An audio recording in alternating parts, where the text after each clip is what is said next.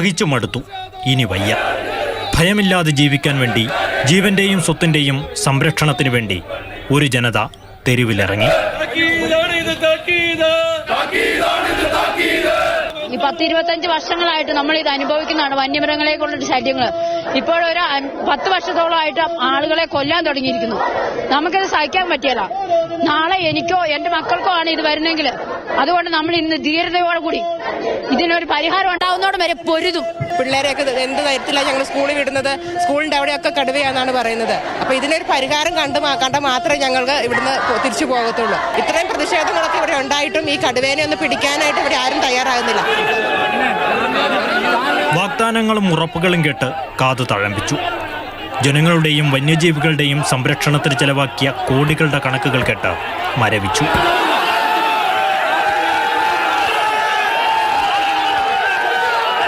കുടുംബങ്ങളിൽ കുഞ്ഞു മക്കളുണ്ടോന്ന് കളിക്കാൻ പോയപ്പോൾ ഞങ്ങൾക്ക് ഭയങ്കര ഭയമാണ്. ഞങ്ങൾ ഓടുകയാണ് പെരക്ക് ചുറ്റും.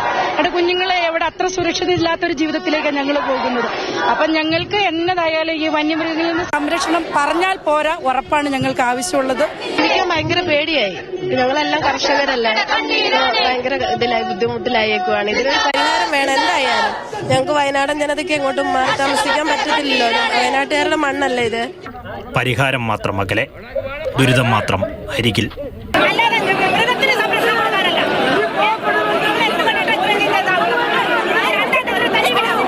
ശിശുമല, സുരഭിക്കവല എല്ലാ ദിവസവും കടുവകളുണ്ട്. യാതൊരു വിധത്തിലും ആൾക്കാർക്ക് ഇവിടെ ജീവിക്കാൻ പറ്റാത്തൊരു സാഹചര്യത്തിലൂടെ ഇപ്പോൾ കടന്നു പോകുന്നതുകൊണ്ടാണ് ഈ മലയോര ജനത എല്ലാം കൂടെ ഒന്നിച്ചിവിടെ പ്രതിഷേധിക്കുന്നത്. കഴിഞ്ഞ ഒരു വർഷത്തിനുള്ളിൽ വയനാട് ജില്ലയിൽ വന്യജീവി ആക്രമണത്തിൽ കൊല്ലപ്പെട്ടത് 9 പേർ. 3.5 പതിറ്റാണ്ടിനിടെ ജീവൻ നഷ്ടപ്പെട്ടത് 119 പേർക്ക്. ആളുകളുടെ ജീവൻ നഷ്ടപ്പെടുന്നുള്ള ഭീതിയിലാണ് ഇന്ന് ഈ മേഖലയിലെ ജനങ്ങൾ കഴിഞ്ഞുകൂടുന്നത്. ഞങ്ങൾക്ക് പള്ളിയിൽ പോകാൻ പോലും പറ്റുന്നില്ല ഈ കാട്ടുമൃഗങ്ങൾ കാരണം. നേരം വെളുക്കുമ്പോഴേ ഞങ്ങൾക്ക് മനുഷ്യജീവന് ഒരു വിലയുമില്ല. ഞങ്ങൾക്ക് പറമ്പിൽ പോലും ഇറങ്ങാൻ സാധ്യതയില്ല.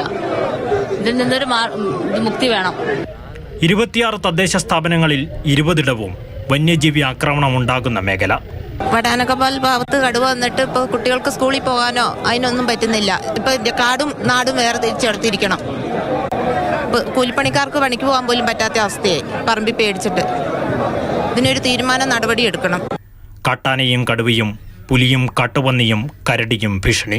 എവിടെ ചെന്നാലും വന്യമൃഗങ്ങൾ മാത്രമേ ഉള്ളൂ. ഇപ്പോൾ എൻ്റെ ഒരു കൂട്ടുകാരൻ്റെ പശുവിനെയാണ് പിടിച്ചേക്കുന്നത്. ഇപ്പോൾ കൊന്നിട്ടുണ്ട്. ഇപ്പോൾ തന്നെ നേരത്തെ ഭയങ്കര മനുഷ്യ ശല്യമുള്ള സ്ഥലം തന്നെയാണ് ഇവിടെ എപ്പോഴും. ഇപ്പോൾ കൂടുതലാണ്, പണ്ടത്തെ വെച്ച് ഇപ്പോൾ കൂടുതലാണ്. വനം വകുപ്പ് അവരെ നിസ്സംഗതയാണ് വഹിക്കുന്നത്. അവർ ശക്തമായ ഒരു നടപടിയും സ്വീകരിക്കുന്നില്ല ഇവിടെ.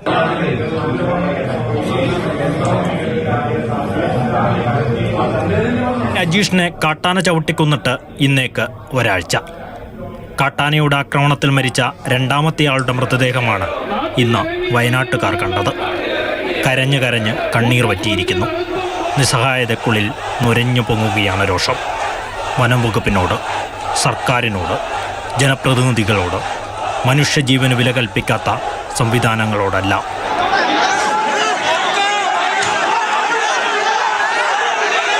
ഞങ്ങൾക്ക് നീതി വേണമെന്ന് മാത്രമേ പറയാനുള്ളത്. വേറെ ഒന്നും പറയാനില്ല. ഈ പാവപ്പെട്ട ജനങ്ങളുടെ അവസ്ഥ കണ്ടിട്ട്, ഇവരുടെ കണ്ണുനീര് കണ്ടിട്ട്, ഒരു അനുകമ്പയില്ലാത്ത ഒരു സർക്കാരാണ് ഇവിടെ ഭരിക്കുന്നതെങ്കിൽ തീർച്ചയായിട്ടും അവരോട് വേറെ ഒന്നും പറയാനില്ല. ഞങ്ങളുടെ അപ്പനും അമ്മയും എല്ലാവരും കണ്ണുനീരോടെ അധ്വാനിച്ച മണ്ണാണ്.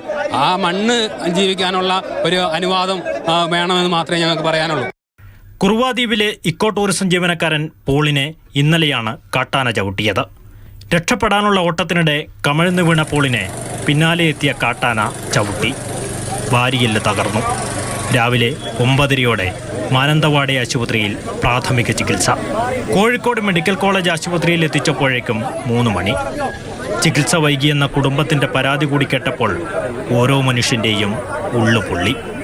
നാളെ തനിക്കും തൻ്റെ കുടുംബത്തിനും ഇതേ ഗതിയെന്ന് നനച്ച് ജലമിളകി. പോളിൻ്റെ മൃതദേഹം എത്തിയപ്പോൾ പുൽപ്പള്ളിയിൽ പ്രതിഷേധം അക്രമാസക്തമായി.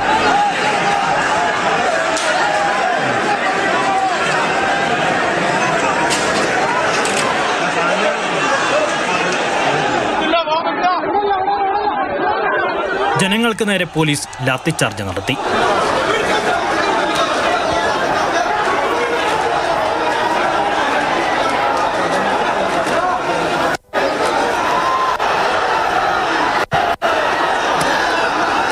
പോലീസിനെതിരെ ജനങ്ങൾ ഗോബാക്ക് വിളിച്ചു, കുപ്പിയെറിഞ്ഞു.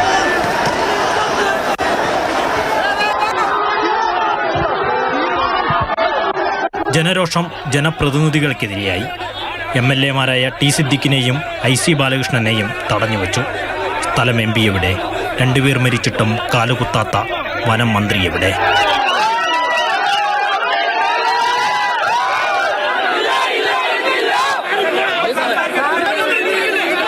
സ്ത്രീകൾ, കുട്ടികൾ, യുവാക്കൾ, യുവതികൾ, വൈദികർ എല്ലാവരും തെരുവിൽ.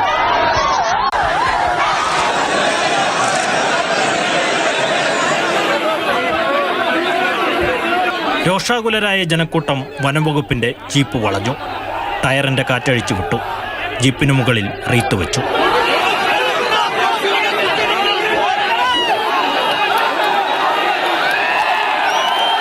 ആരെക്കൊണ്ടും നിയന്ത്രിക്കാൻ കഴിയുന്ന അവസ്ഥയിലായിരുന്നില്ല ജനക്കൂട്ടം. മണിക്കൂറുകളോളം പരിശ്രമിച്ചും ബലം പ്രയോഗിച്ചുമാണ് പോളിന്റെ മൃതദേഹം പ്രതിഷേധ സ്ഥലം മറികടന്ന് പോലീസ് വീട്ടിലേക്ക് കൊണ്ടുപോയത്.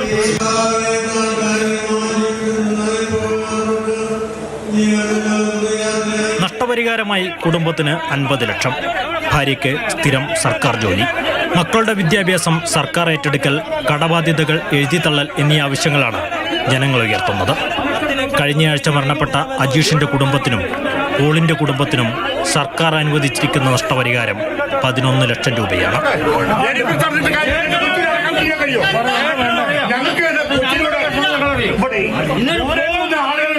ആ ബോഡി കാണാൻ വേണ്ടിട്ട് തമിഴ്നാട്ടിൽ വന്ന ആൾക്കാരുണ്ട്.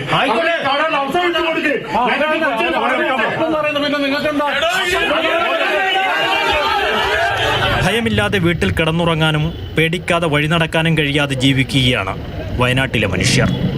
കാറ്റിൽ ഒരു ഇലയനങ്ങുമ്പോൾ, മരച്ചില്ലകൾ താഴെ വീഴുമ്പോൾ ഞെട്ടിവിറക്കുന്നുണ്ട് ഒരു ജനത.